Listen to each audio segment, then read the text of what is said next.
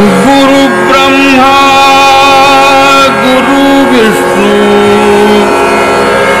गुरुदेव महेश्वर पुण्य कर रहे होते हैं। तो एक ऐसी स्टेट होती है जिसमें आप अपनी नेचुरल स्टेट में होते हैं, ठीक है, और अपनी वैचारिक नेचुरल स्टेट नहीं, जो प्राकृतिक नेचुरल स्टेट है वो, ठीक है, उसकी बात कर रहा हूँ। तो जब आप उस स्टेट में स्थापित हो जाते हो तब आपके हाथ से कोई न पाप होता है न कोई पुण्य होता है, न आप किसी चीज़ से सुख ले रहे होते हो न आप किसी चीज़ से दुख भोग रहे होते हो, ठीक है। तो ऐसी स्टेट होती है। अच्छा, अब ये स्टेट आए कैसे? ये स्टेट आएगी उस अवस्था से जब आप मुक्त अवस्था को प्राप्त होते हैं, ठीक है। तब जो भी आप करोगे वो आपके लिए खेल होगा। जैसे कठपुतली का गेम होता है ना, तो आपको दिखेगा एक्चुअली कि आप करने वाले नहीं हैं। मैं अधिकतर बोलता हूँ पतंग का। तो जैसे पतंग उड़ रही है, डोर किसी और के हाथ में है, तो पतंग को लगेगा, अगर पतंग ये सोचे अपने अहंकार में कि ये काटा, ये वाली पतंग काटी, वो खींच दिया, ये कर दिया, तो वो पतंग है। लेकिन अगर उसकी डोर किसी और के हाथ में है तो पतंग का अस्तित्व नहीं होता है, ठीक है। तो उसी प्रकार से जीव में, मनुष्य में अगर हम देखें, अगर वो कोई कर्म कर रहा है, ठीक है, मैं कपिल शर्मा पे ही आ रहा हूँ, आपके फेवरेट पर्सन के पास। अगर कोई व्यक्ति कर्म कर रहा है, ठीक है, उसके पीछे उसके बहुत सारे लोभ लालच होते हैं, वासनाएं होती हैं, कोई कारण होता है ना। बिना किसी कारण के, किसी लोभ या लालच के, वासना के कोई काम कोई क्यों करेगा? कपिल शर्मा को लाखों लाख रुपए मिलते हैं, ठीक है, हज़ारों करोड़ों रुपए वो कमा चुका है, और इतना अच्छा वो लोगों को हंसाता है, इतना सत्कर्म करता है। लेकिन आपने उस व्यक्ति की भी स्थिति देखी है, डिप्रेशन का भयानक शिकार हुआ ना, सब शो सब बंद हो गया, पगला गया, सबसे लड़ाई कर रहा है। तो जो कलाकार होते हैं वो कलाकार एक्चुअली दोहरी ज़िंदगी जीते हैं, ठीक है। कलाकार दोहरी ज़िंदगी जीते हैं, अंदर से जो होते हैं वो बाहर नहीं दिखाते हैं। उनके मुंह पे चूना पुता होता है, यानी कि चूना पुता होने मतलब यह है कि अंदर कुछ और है, बाहर कुछ और है। इतना लोगों को हंसाने वाला जब आप देखते हैं कि वो दारू पी के हंगामा कर रहा है, फ़ोन पे कितनी सारी रिकॉर्डिंग पड़ी हुई है, तो रियलिटी है, अंदर की जो चीज़ है वो बाहर नहीं आने दी गई है, ठीक है। जैसे किसी व्यक्ति को एस्ट्रोलॉजी पसंद है, ठीक है, भाई उसने उसका प्रोफेशन बना लिया, पैसे आ रहे हैं बढ़िया। तो ऐसे बहुत अच्छे अच्छे एस्ट्रोलॉजर हैं समाज में, जिनकी धर्म पत्नियों की कॉल मेरे पास आते हैं। आप विश्वास नहीं करेंगे तो मैं दिखा दूंगा विद फोटोग्राफ, विद चैट, ठीक है। बहुत अच्छे अच्छे नामी गिरामी, और उनके जब मैसेज मेरे पास आते हैं तो वो क्या कहती हैं, हमारे पति हमको मारते हैं, परेशान करते हैं, मैं परेशान हो गई हूँ, मेरा कहीं और अफेयर चालू हो गया इस चक्कर में, मैं बहुत दुखी हो चुकी हूँ। अच्छा, वही सामने इतना बढ़िया बन के बात कर रहा होता है, ठीक है। तो हम सिर्फ कपिल शर्मा की बात नहीं करते हैं, हम ऐसी बात कर रहे हैं कि वास्तविक जीवन कौन जी रहा है, ठीक है। तो जो वास्तविक जीवन जी रहा है उसको कोई भी कष्ट नहीं होगा, पहली बात, ना तो उसको पाप छुएगा ना पुण्य छुएगा, ठीक है। तो जब व्यक्ति ऐसी अवस्था में जाता है कि उसको पता रहता है कि न तो मैं कुछ करने वाला हूँ ना तो मैं कुछ भोगने वाला हूँ, तो मुझे वो छुएगा नहीं। बौद्धिक नहीं कि आपने किताब में पढ़ लिया और सोच के जो है फरसा चलाना शुरू कर दिया, अगले परशुराम आप बन गए, नहीं। अगर आप कृष्ण हो गए तो आप अर्जुन को बता तो सकते हो, लेकिन आप अर्जुन को कृष्ण नहीं बना सकते। प्रवचनबाजी करके, थोड़ा बहुत ऊर्जा पात करके आप उसको दृश्य दिखा तो सकते हो कि हाँ ऐसा होता है, ठीक है। आप उसको विष्णु लोक के दर्शन करा दिए कि जिसको तुम देख रहे हो पहले से ही मरे हुए, तो ये है ही नहीं, उठाओ और मारो। तो उसको कॉपी करके लोग जो है मारना शुरू कर देंगे कि नहीं उसमें लिखा हुआ है। उनको तो ज़रूर छुएगा पाप और पुण्य कि हमने हिंदुत्व की लड़ाई लड़ी और हमने जो है खूब फरसे चलाए, खूब तलवारें खींची, लेकिन एक्चुअली में आपको छुएगा, क्योंकि जब कोई मरेगा ना, तो क्योंकि आप जिंदा हो, आप अटैच हो, आप जीवित हो, आपका मैं जिंदा है, तो आप दूसरे वाले को जब मारते हो तो एक्चुअली में आप भीतर घबराए हुए होते हो कि मेरा अस्तित्व खतरे में है, तब मैं दूसरे को मार रहा हूँ, है ना। अगर आप अपने आप को मार दो कि मेरा मैं समाप्त हो गया और मेरा कोई अस्तित्व ही नहीं है, तो आपको किसी चीज़ का भय नहीं होगा। और ये एक अवस्था है, मैं ऐसा नहीं बोल रहा हूँ कि आप वैचारिक रूप से आप समझ जाएंगे। ये एक अवस्था है चेतना की कि उसमें आप मुक्त महसूस करते हो, उसमें आप स्वतंत्र महसूस करते हो, उसमें आप किसी से अटैच महसूस नहीं करते, जिसे परम वैराग्य की अवस्था बोलते हैं।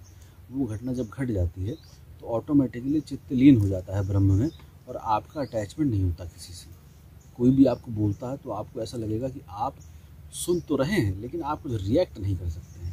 तो सुनने वाला भी कोई और होता है, रिएक्ट करने वाला भी कोई और होता है, और आप कुछ और होते हैं। तो वो क्या होते हैं, वो तब आपको पता चलेगा जब आप वैसे हो जाएंगे।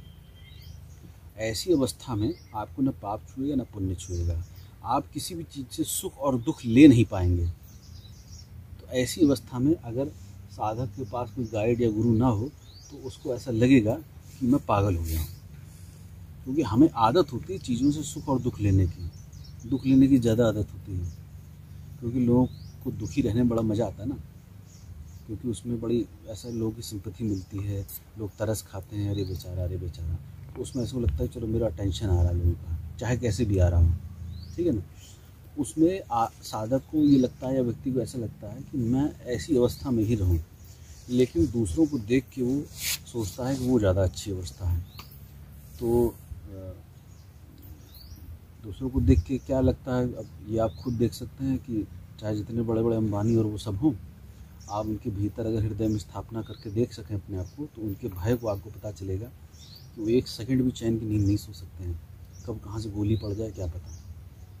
कितने लोगों ने फिरौती मारी होगी, कितने लोगों को उन्होंने, बिजनेसमैन तो ऐसे ही चढ़ता ना ऊपर, इतने ऊपर कैसे कैसे वो आगे बढ़ा होगा, कितने लोगों की दुश्मनी होगी, हज़ारों लाखों केस चल रहे होंगे उनके ऊपर, कंपनियों के ऊपर, ठीक है। ये उसके भीतर हृदय से पूछोगे ना कि कितना बनावटी बाहर मुस्कुरा रहा है और कितना भीतर डरा हुआ है, तब आपको पता चलेगा ये एक्चुअली में सुख कहीं एग्जिस्ट करता नहीं और न दुख एग्जिस्ट करता है। वो तो कंपैरेटिव जब हम एनालिसिस करते हैं तब हमें लगता है कि अरे वो ज़्यादा सुखी है, मैं ज़्यादा दुखी हूँ। तो हम अपने दुख और सुख को या पाप और पुण्य को पीछे रख के अगर हम अपनी साधना को आगे बढ़ाएं, उससे क्या होगा कि ये चीज़ों में हमारी अंडरस्टैंडिंग बढ़ती जाएगी। भीतर से अंडरस्टैंडिंग आएगी तभी बढ़ेगी, क्योंकि मैं प्रवचनबाजी करूँगा, गेट से बाहर निकलते ही आप भूल जाएंगे सब कुछ, है ना। अगर वो आप कर पाएँ तो करें, क्योंकि आप अगर ऐसा सोचें कि कपिल शर्मा लोगों को हंसा रहा है ना, बहुत पुण्य कमा रहा है, लोगों के दुख दूर कर रहा है, तो दुख कितनी देर के लिए दूर करेगा। उसको भी तो ना बिजनेस कर रहा है ना भाई। रामदेव या कोई भी बिजनेस में अपनी दवाई बेच रहा है, तो 1 रुपये की दवाई अगर 1000 रुपये में बेच रहा है, उसको 1 ही रुपये की पड़ रही है ना, 1000 रुपये की बेच रहा है, 1000 रुपये बेच रहा है। तो अगर हम दूसरे दृष्टिकोण से देखें तो 999 रुपये तो लूट ही रहा है। तो दूसरे दृष्टिकोण से देखें, जो बीच में इन्वॉल्व हैं उनका घर बार चल रहा है, उन सब पैसों के, है ना। कोई बेच रहा है, कोई रख रहा है, कोई ट्रैवल वाला है, सबका पेट चल रहा है। तो ये सिर्फ बाहर के दृष्टिकोण है, और इसमें आप कभी भी ये नहीं समझ पाएंगे कौन किसको पुण्य मिल रहा है दवाई बेचने से, किसको पाप मिल रहा है। क्योंकि जो दवाई बेच रहा है एक्चुअली वो दवाई कोई ठीक थोड़ी ना कर रही है, दवाइयाँ ठीक थोड़ी ना कर रही हैं। होता क्या है, हमारे अपने अंदर हमारे कर्म बंधनों के संस्कार गांठ बांध के बैठे हुए हैं, जन्मों जन्मों के, एक नहीं जन्मों जन्मों के। कैसे, जैसे ये लेयर है, मान लो इस पर आपने पेंट करा, ठीक है, सूखा फिर करा, फिर सूखा फिर करा, तो आप मान लो 1 करोड़ बार इस पर पेंट की परत चढ़ाओ, कितनी हो जाएगी, इतनी तो होगी जरा सी, उससे ज़्यादा तो होगी नहीं, ठीक है। अच्छा, जब आप उतारने जाओ, बरसों देखो ये पेंट ऐसे चढ़ा हुआ है, उतारने जाओ तो एक एक लेयर उतरेगी, तब वो पता चलेगा अरे 1 करोड़ संस्कार हैं, बाहर से तो चेहरी दिख रही थी, ठीक है। उसी प्रकार से हमारे चित्त के अंदर भी होता है, हजारों लाखों करोड़ों संस्कार गांठ बांध के बैठे हुए हैं, और उसमें जो ऐसे संस्कार हैं जो बहुत ज़्यादा नकारात्मक हैं समझ लो। या जैसे मान लो आपने कभी किसी को चाकू घोंप दिया, ठीक है, अब बंदा तो मर गया ना, उसकी तो इच्छा थी जीवित रहने की, जिंदा रहने की, उसकी हजारों लाखों वासनाएं थी, वो आपने 1 सेकंड में ख़त्म कर दी। उससे जुड़े हुए इतने सारे लोग थे, वो आपने 1 सेकंड में सारे ख़त्म कर दिए। तो उस ऊर्जा का इफेक्ट आपके चित्त पे आ जाएगा, आपको पता लगे चाहे ना लगे, ठीक है। तो वो धीरे धीरे क्या होगा, ऐसी बहुत सारी चीज़ें, आपने कुछ बोला होगा, किसी का हृदय दुखाया होगा, है ना, कभी आप सास बनी होंगी तो अपनी बहू को मारा होगा, पीटा होगा, उसको दुख दिया होगा अपने अहंकार के कारण। तो ऐसी बहुत सारी चीज़ें हुई होंगी, तो वो सब गांठ बांध के अंदर बैठी हुई हैं। वो जो आप डीप मेडिटेशन में जाएंगे तो आपको सब पता चलेगा, और चित्त आपका धीरे धीरे हल्का होता जाएगा, ये भी आपको पता चलेगा। और वो संस्कार गल गल के हाथों से, आँखों से, कानों से, मुंह से सब बहेंगे, वो भी आपको दिखेगा, ठीक है। तो जब ये होगा तो आपकी गांठें गलेंगी। तो हमारे शरीर में जो गांठें हैं वो ही हमारे चित्त की रुग्णता, हमारे शरीर की रुग्णता और हमारे साथ जो जो हो रहा है उसके ही कारण हो रहा है, ठीक है। हमने सब बटोरा हुआ है ना, तो जो बटोरा हुआ जो गांठ है वो कहीं ना कहीं तो रिसेगी ना। तो इसके 2 ही उपाय हैं, या तो आप भोग लीजिए या तो योग लीजिए, यानी कि आप भोग लीजिए या तो आप साधना से उसको रिलीज़ कर दीजिए, ठीक है। अच्छा, अब जब लालच से आदमी आता है तो कहता है कि मेरे को ऐसी परेशानी है, तो या तो भोग लो या तो साधना कर लो। अच्छा, ना भोगने की हिम्मत होती है ना साधना करने की हिम्मत होती है। भाई साधना में भी ऐसा नहीं कि 100% आपका रिलीज़ हो जाएगा। कुछ कष्ट ऐसे होते हैं कि आपको भोगने ही पड़ेंगे। 100 में से 50-60 आप मान लीजिए, आपने किसी को चाकू मारा था, मान लीजिए एक एक्ट की बात हम करते हैं, ठीक, आपने किसी का बुरा करा था, तो आपने साधना के माध्यम से, करुणा के माध्यम से, ईश्वर से प्रार्थना करने के माध्यम से, सेवा के माध्यम से, गौ सेवा के माध्यम से खूब आपने जो है सेवा करी। आपको भान हो गया कि मैंने कुछ ना कुछ करा होगा, इसी वजह से मेरे को ये कोप है। तो 50% 60% आपने रिलीज़ कर दिया। लेकिन कुछ ऐसा होता है कि भोगना पड़ता है, वो इतना स्ट्रांग होता है कि वो नहीं जाता है, ठीक है। हमें हर चीज़ बात नहीं कर रहा हूँ, कुछ ऐसे होते हैं संस्कार जो इतने स्ट्रांग बैठे होते हैं कि वो गुरु कृपा हो रही हो तो वो एक्सेप्ट नहीं करने देते हैं, ठीक है। वो इष्ट कृपा हो रही हो तो एक्सेप्ट नहीं करने देते हैं। वो इतने स्ट्रांग वो आपके वो रहते हैं संस्कार। तो जब हम साधना करें तो हमें ऐसे करना चाहिए कि हमारे पास सिर्फ एक सूत्र है, साधना। इसके अलावा कोई भी सूत्र नहीं है, हमें साधना ही करनी है।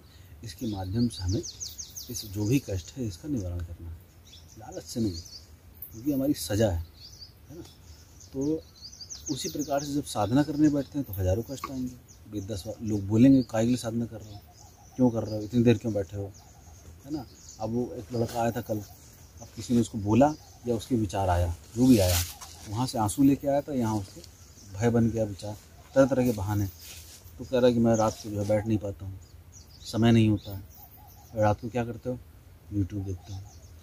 यूट्यूब देखने का मन हो रहा है लेकिन जाप करने का मन नहीं हो रहा, ठीक है। तो वो बहाने आना शुरू हो जाते हैं और वही संस्कार लाते हैं जो आपके अंदर है ना। वो नहीं चाहते हैं ना कि इतनी जल्दी रिलीज़ हो, तो वो आपको बीच बीच में धक्का देंगे इस तरीके से कि आपके संस्कार ना टूटें, आप उसको पूरी तरीके से भोगें, आपको वो घोंप दें।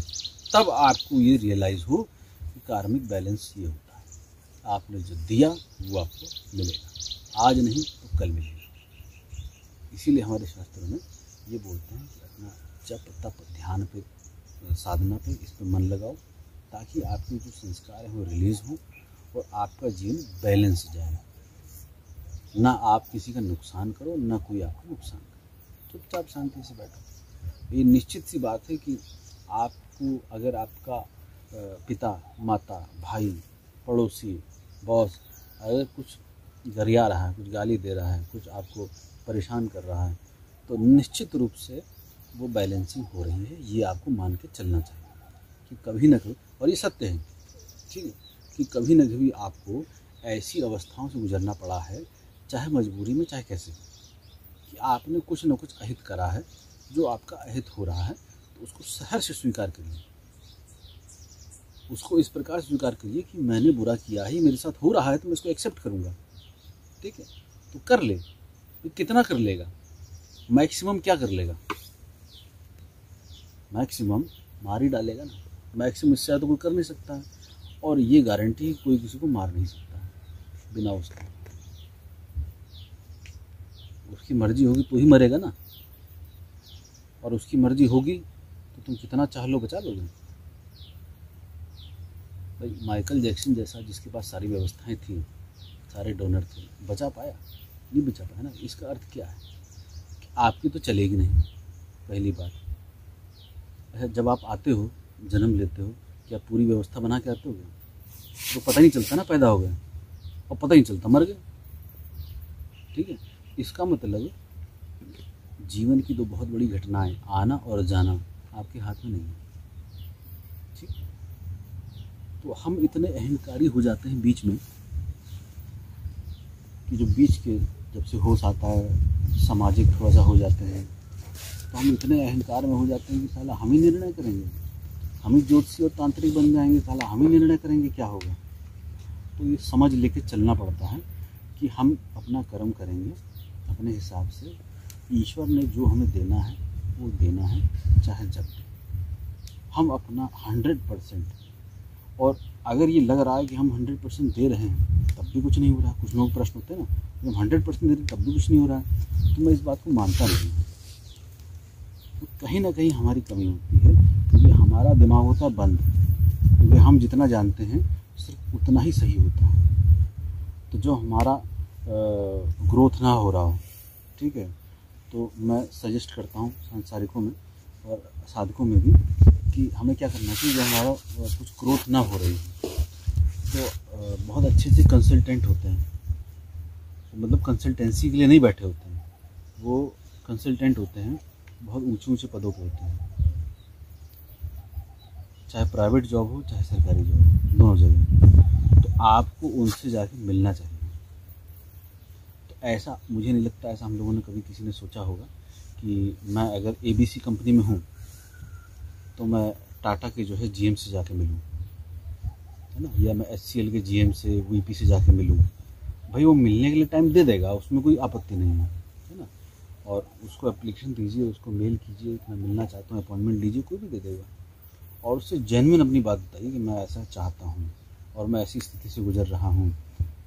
तो आप किसी व्यक्ति को इतना सम्मान देंगे ना कि आप उससे लेने आ रहे हैं, तो वो दिल से बताएगा, क्योंकि जहाँ वो होता है वहाँ उसकी कोई नहीं सुनता है, सब गाली दे रहे होते हैं, VP आ गया, साला GM आ गया, बॉस आ गया।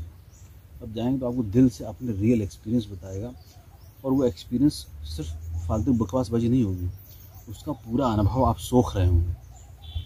आपके अंदर जो चीज़ चाहिए, जो ये खुल नहीं रहा है ना, वो आपको देगा, और उस 1000 चीज़ में से कोई एक ऐसी चीज़ आपको हिट कर जाएगी जो आपका रास्ता खोल देगी। जिसको हमें लग रहा होगा कि हम 100% दे रहे हैं, साला कुछ नहीं हो रहा है, 100% सिर्फ हमारे हिसाब से, एक्चुअली 100% नहीं हो रहा होता। ठीक है, तो हम फिर वहीं उसी पे आते हैं कि जब हम कोई भी कर्म करें तो हम मध्य में बैठ के इसको देखें कि हमारा जो कर्म है वो एक्चुअली में मैं नहीं कर रहा हूँ। ठीक है, ये आप हमेशा ध्यान रखें और जागृत होकर।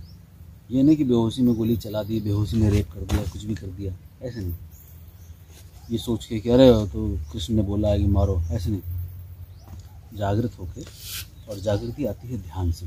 धीरे धीरे अपने ध्यान को बढ़ाइए, चाहे सुबह बैठिए चाहे रात में बैठिए, एक अवेयरनेस आएगी। इसीलिए मैं 24 घंटे ध्यान के लिए कभी नहीं बोलता हूँ। ठीक है, कुछ हिम्मतवर होते हैं, इनके जैसे कुछ मूर्ख होते हैं, पागल होते हैं, जो झोंकने के लिए तैयार होते हैं अपने आप को, क्योंकि वो समझ जाते हैं, क्योंकि पूर्व देख लिया ना उन्होंने, पूर्व जन्म देख लिया, तो वो समझ गए कि भैया पहले ही मैंने ये ड्रामेबाजी करी है, हाय बीवी बच्चा मकान पैसा फ्यूचर पास्ट। अब उन्होंने समझ ली उस चीज़ को, इसीलिए इतनी हिम्मत कर पा रहे हैं। जो गुरु जी ने कह दिया कर डालते ना, क्या बचा है। तो पुराना भी देख लिया, अनुभव पे आ गया ना अंदर कि मैं इतनी यात्रा करके आया हूँ, फिर मैं वही कर रहा हूँ, फिर मैं वही करूँगा, फिर मैं वही करूँगा। तो मेरे अंदर से जो आ रहा था, एक बार उसकी आवाज़ सुन लेता हूँ ना, क्या जाता है। अगर 40 50 60 70 80 साल के जीवन में अगर मैं 15 दिन 1 महीना निकाल लेता हूँ, क्या हो जाएगा, क्या चला जाएगा, कितना चला गया और कितना बटोर के रख लिया। बड़े बड़े सुब्रत राय सहारा श्री जेल में पड़े पड़े सड़ जाते हैं, बड़े बड़े मठाधीश आसाराम बापू टाइप जेल में पड़े पड़े सड़ जाते हैं। कितना बटोरोगे, कितना छोड़ोगे, क्या क्या है, सिर्फ यहाँ पे है ना। तो हमें जब भी कर्म करना है, हमें अपने आप को बीच में स्थापित करके देखना है कि एक्चुअली में ये कराया जा रहा है और मुझे बस 100% देना है। 100% नहीं दे पा रहा हूँ तो उसके रास्ते खोजने हैं, ठीक है। तो कपिल शर्मा भी जो कर रहा है वो अच्छा कर रहा है ना, ऐसा नहीं कि वो गलत कर रहा है। उसके हाथ से बहुत सारी चीज़ें हो रही हैं, है ना। लोग स्ट्रेस फ्री हो जाते हैं, मैं भी कई बार देख लेता हूँ, है ना, अच्छा लगता है। या वो कृष्णा सुदेश आता है, वो भी बड़ा हंसाने वाला होता है, तो मैं भी देख लेता हूँ। लेकिन उसमें कोई ऐसा नहीं है कि आप अपने स्ट्रेस को रिलीज़ करने के लिए बाहर जाओ। स्ट्रेस जब तक अंदर होगा तो आपको बाहर जाना पड़ेगा, और बाहर तो हमेशा कम पड़ जाएगा। आप कितनी देर बाहर से स्ट्रेस फ्री हो जाएंगे? घंटा, 2 घंटा, 4 घंटा, 1 दिन, 2 दिन। स्ट्रेस तो अंदर है ना, उसको रिलीज़ करने के लिए आपको अंदर जाना पड़ेगा, ऑपरेशन करने के लिए। आपको अगर हमेशा के लिए स्ट्रेस फ्री होना है, हमेशा के लिए इस मन की जंजाल से मुक्त होना है, तो आपको भीतर जाना पड़ेगा, उसमें सीरियसनेस करनी पड़ेगी। अब जैसे मैं कहता हूँ कि अगर बैठ रहे हो 1 घंटा ना, 1 घंटा ऐसे बैठो कि फिर 1 घंटा पूरे जीवन का ऐसा घंटा हो कि कभी ना ऐसे बैठे। मैं जब जाप में बैठता था, साधना में बैठता था, या ईश्वर की खोज में जब भी बैठता था, तो मैं ऐसा करके बैठता था कि आज मेरा अंतिम दिन है। तो उसमें ये एक संकल्प आता था कि अंदर से पूरी ऊर्जा उस टाइम झोंक दी जाती थी भीतर से, कि जब अंतिम दिन है तो पूरी ऊर्जा झोंक दो ना आज दिन। फिर कोई मन का बहाना नहीं चलता था, अरे पैर में दर्द हो रहा है, अरे चींटी रेंग गई, अरे मच्छर काट गया। तो साधक क्या होता है, व्यवस्था करके बैठता है, आज पूरा लगा लेगा, नेट लगा लेगा, मोड मास्क लगा लेगा, कहीं गर्मी ना हो एसी चला लेगा। तो उसको क्या चाहिए था? ये तो चाहिए था, आराम चाहिए था, बस धीरे धीरे लेट जाता है, आधे घंटे खर्राटे में लगता है। तो ये आराम के लिए तो साधना नहीं होती, क्योंकि जो आपको आराम दे रहा है वो यही चाहता है कि आप जैसे वैसे पढ़ रहे हैं, ज़्यादा कुछ मेहनत करने की जरूरत नहीं है ना। तो सही कह रहा हूँ ना मैं? कुछ गलत कर रहा हूँ? बिल्कुल। क्यों भाटी, कुछ गलत कर रहा हूँ? गलत कह रहा हूँ रवि जी, बताइए। मैं प्रवीण जी गलत कर रहा हूँ? सही कह रहा हूँ ना? जो रियलिटी है वो यही बता रहा हूँ। सत्यता यही ना कि बाहर आप ढूंढने जाएं तो वहाँ क्या मिलेगा, आपको भीतर ही खोजना पड़ेगा। क्योंकि हर कोई अपने भीतर ही से ही जान पाएगा कि एक्चुअल, अब जैसे बाहर जो श्लोक है, बाहर जो जितनी भी स्थितियाँ आई हुई सब भीतर से बाहर आई हैं ना। बाहर से कहाँ आई हैं? कौन बता रहा? भीतर से बाहर आई और छप गई, फिर बाहर वालों ने उसको पढ़ना शुरू कर दिया, देखना शुरू कर दिया और बाहर बताना शुरू कर दिया। अब जो वो घंटा बजता है ना, वो अनहद नाद भीतर बजता है, जिसमें कभी हिट नहीं हुआ है, वो अनहद नाद भीतर बज रहा है। तो वो उसको सुनने के लिए आपको घंटा बजाने की जरूरत नहीं, उसको सुनने के लिए आपको भीतर जाने की जरूरत है। तो आप भीतर जाएंगे तो वो नाद आपको जो है स्वतः सुनाई देगा। उसमें कोई हिट नहीं, उसमें कोई ऐसा नहीं हो रहा है कि आपने टन बजाया तो उसके बाद आ रहा है, वो बज रहा है अनंत काल से अनंत काल तक, ठीक, हमेशा के लिए बज रहा है। तो आप जैसे मान लीजिए आपने सुन लिया, अब आप दूसरों को क्या बताओगे? उसने तो सुना नहीं। तो आप क्या करोगे? पीतल की थाली लेके आओगे तो उसको बजाओगे? कहना नहीं, ऐसा नहीं। फिर बड़ा सा घंटा ले जाओगे 100 किलो का, उसको बजाओगे। हाँ ऐसे ही था। तो फिर जो लोग हैं घंटे टांग रहे हैं, है ना, तो वो घंटे बजा रहे हैं क्योंकि वो अंदर जाने की हिम्मत नहीं ले पाता ना कोई। तो उसी प्रकार से बांसुरी है, उसी प्रकार से आपका घंटियाँ हैं, घंटे हैं, डमरू है, ड्रम है, ये सारी चीज़ें अंदर बजती हैं, बांसुरी है। इन सब चीज़ों को सुनने के लिए आपको अपने संस्कारों से लड़ के भीतर स्थापित होना पड़ेगा, शांत होकर बैठना पड़ेगा, है ना। और उसका अपना एक अलग रहस्य विज्ञान चलता है, उसमें अपने आप को डुबाना पड़ेगा। जहाँ आपकी नहीं चलती चाहिए आपको वहाँ बैठना पड़ेगा, जहाँ आपकी नहीं चलती है। क्योंकि अगर आप चलाएंगे तो फिर आप उस ध्वनि को, उस तरंगों को, उस भाव दशा को नहीं उपलब्ध हो पाएंगे। आपसे अब जैसे किसी को बैठा दूँ, आपको बैठा दूँ 2-4 दिन के लिए कि आपको यहीं स्थिर होकर बैठना है, तुरंत घबराहट आ जाएगी, अरे कैसे बैठेंगे। तो ऐसा नहीं कि मैं आपको लेटरिन बाथरूम के लिए उठने दूंगा, खाने के लिए उठने दूंगा, कि मैं कहते 4 दिन यहीं बैठे रहना है, उठना नहीं है। ठीक है, तो आपके अंदर आएगा अरे यार नहीं बैठ पाऊँगा, नहीं पहले आता है ना। तो ये नहीं होगा कि हम कैसे बैठेंगे। अच्छा हम ऐसे बैठेंगे तो पूछते हैं हम क्या इधर ही लैट्रिन बाथरूम कर लेंगे या इधर ही खाना मिलेगा या हमें खाने की जरूरत नहीं है, वो नहीं आएगा। सबसे पहले यही आएगा कि हम नहीं बैठ पाएंगे, प्रश्न आना शुरू हो जाएंगे। तो ये जब आप लोग उठ के गए तो जब भी कोई गुरु बोले आपको इधर बैठने का है, तो इसका मतलब ये नहीं है कि आपको गुरु बोल रहा है कि ये तुम्हारी सज़ा है, यहाँ बैठो, यहाँ बहुत कोई मालपुए मिलेंगे तुम्हें, ऐसा नहीं। उसकी वाणी के साथ कुछ आ रहा होता है ना। तो जब आप उसको अवॉइड करते हैं या किसी भी कारण से आप उठते हैं या उस चीज़ को नहीं मानते हैं, तो वो चीज़ नकार दी जाती है ना। किसी को अगर मिलने के लिए अंदर से आ रहा होगा और अगर वो नहीं ले पा रहा होगा तो वो उठ जाता है वहाँ से, तो वो नहीं मिल पाता उसको।